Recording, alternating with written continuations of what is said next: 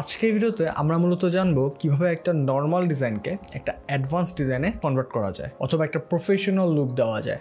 একটা advance design create করার জন্য অবশ্যই কিছু জিনিস মাথায় রাখতে হবে।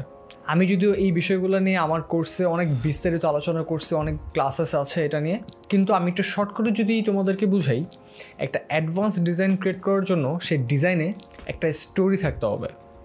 অর্থাৎ সেই ডিজাইনটা দেখে যাতে বোঝা যায় সেই ডিজাইন দিয়ে মূলত কী বোঝানো হচ্ছে। এক্স্যাক্টলি সেম ওয়েতে আমি কেএফসির এই পোস্টারটা থেকে এটার থিমটা পিক করছি, অর্থাৎ এই পোস্টারটি যা বোঝানো হয়েছে সেই জিনিসটা আমি পিক করে আমি আমার মতো করে এক্সিকিউট করে নতুন একটা ডিজাইন ক্রিয়েট করছি।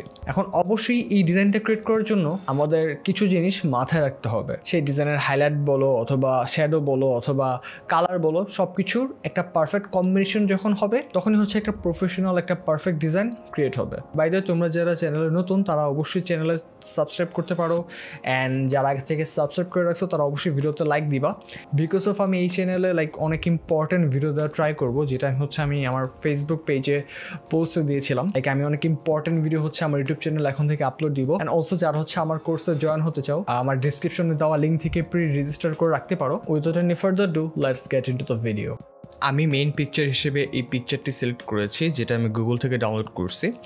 আমি আসলে এই পিকচারটার উপরেই সকল কাজ করব।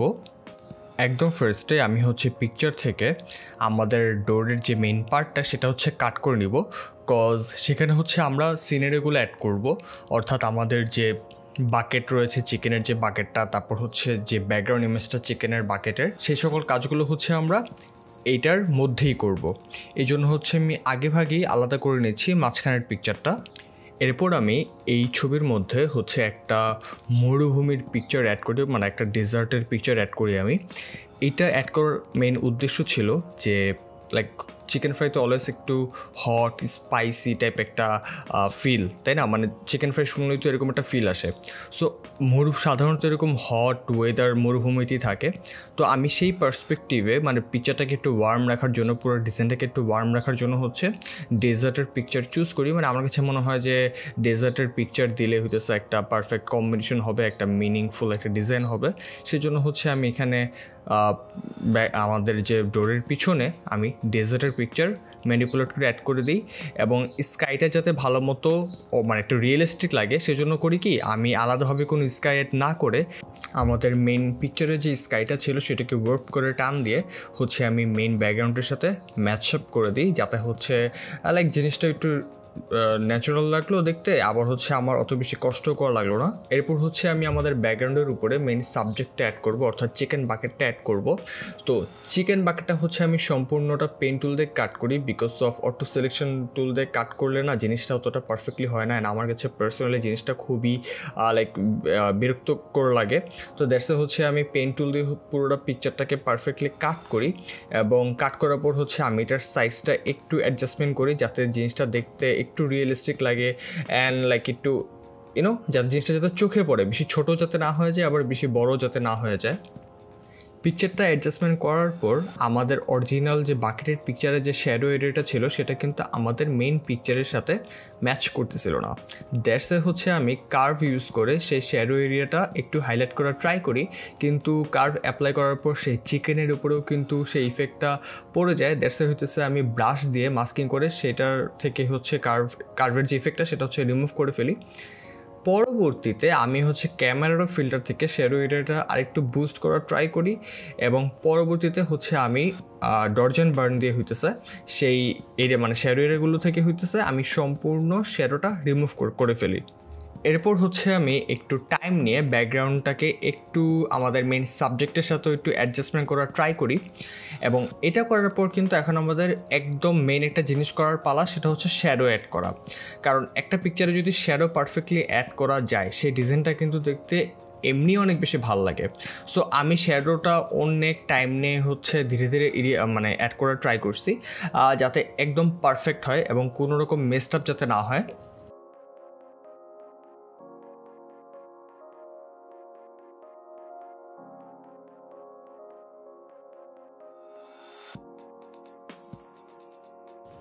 এখন হচ্ছে আমরা আমাদের বাকেটের যে লেখাটা সে লেখাটাকে রিমুভ করব।